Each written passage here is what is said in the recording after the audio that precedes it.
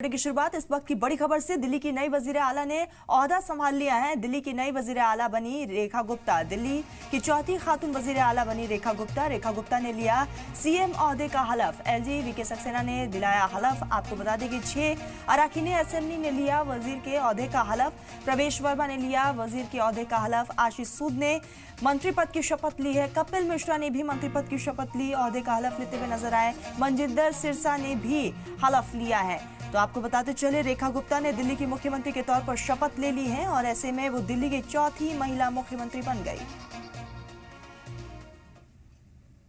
सिर्फ झूठे वायदे और कुछ नहीं, काम कुछ नहीं। लेकिन अब जो है दिल्ली के अंदर बदलाव तय है और एक विकास है। तो दिल्ली अपना पूरे देश जैसे तरक्की कर रहा है वैसे दिल्ली भी दौड़ेगी। निश्चित तौर पे महिलाएं हैं, कुछ महिलाओं के लिए क्या बदलाव की उम्मीद कर रही हैं? उम्मीद है विकास तो चाहिए, हर किसी को विकास चाहिए। दिल्ली के अंदर महिला मुख्यमंत्री, महिलाओं के लिए बहुत कुछ बदलना चाहिए। देखो, उनको बदलना चाहिए। बहुत खुशी की बात है। 27 साल बाद भारतीय जनता पार्टी की सरकार बनी है दिल्ली के अंदर। झूठी सरकार आउट हुई है और एक सच्ची सरकार जो भारत देश में इस टाइम भारतीय जनता पार्टी एक पार्टी,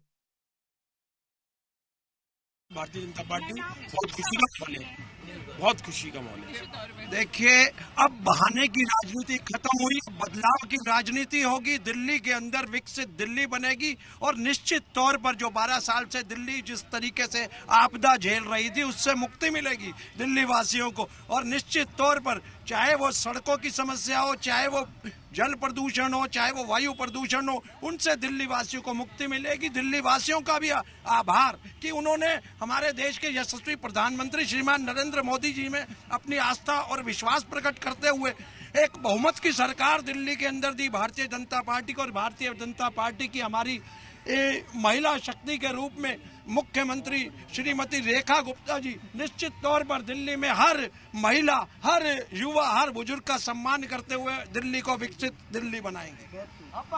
बहुत बहुत बधाई दिल्ली की जनता को। जैसे हमारी धरोहर जमुना जी की सफाई आपने पहले ही देख चुके हो, पहले ही से कार्य चालू हो गया है।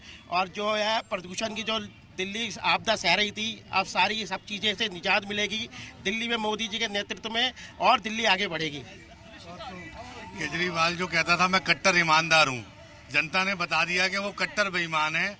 और पिछले 10 साल में वो कहता था मैं यमुना की सफाई करूँगा, लेकिन यमुना में वो एक बार देखने तक नहीं गया कि यमुना की कितनी बुरी हालत थी। और दिल्ली वालों ने बता दिया कि जो यमुना की सफाई नहीं करेगा उसको हम दोबारा मौका नहीं देंगे। दिल्ली की सड़कों का हाल देख लो, कहीं से आप जाओ तो हर तरफ आपको गड्ढे मिलते थे।